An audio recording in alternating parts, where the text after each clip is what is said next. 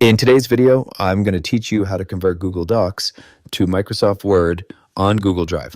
Fix today here. Let's begin. Start by heading over to the Google Drive website and make sure you're logged into your account so you can access your files.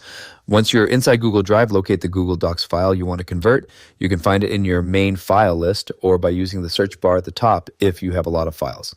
When you find the document, double-click it to open. With the document open, go to the top left corner of the screen and click on File in the menu bar. This will open a drop-down menu with several options.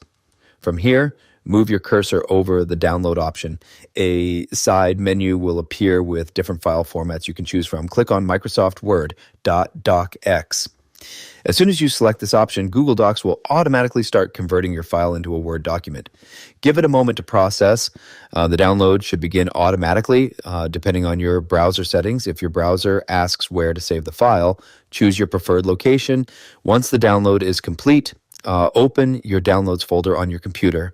Look for the file you just downloaded, which will now be in .docs format. You can double-click it to open it in Microsoft Word or any compatible program. Keep in mind that most formatting will carry over during the conversion, but in some cases, you might need to make small adjustments, especially if your original document includes complex layouts, images, or custom fonts.